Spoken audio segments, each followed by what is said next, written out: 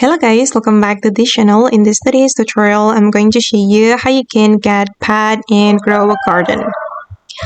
Okay, first of all, if you want to get pad, you need to go to the pad eggs here, and then you can buy one of the egg in the pad eggs shop. Okay, and I have already bought an egg, so I'm gonna go back to my garden. Okay, and then you can find a location to place the egg, and as you can see, I have placed the common summer egg here. And after you have placed the egg on your garden, you need to wait until the egg is ready to hatch.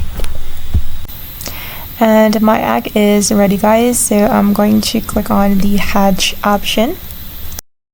Okay, and then you can go to the egg and then click on hatch. You can click and hold it like this. Okay, and wow, I get this pad for my garden.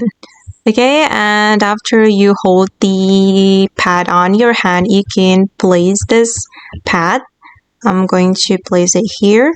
Okay, and the pad has already moved here, guys. Okay, it's smelly. And okay guys, that's all the way to get pad and grow a garden. I hope this video will be useful for you. Thank you so much for watching, and bye.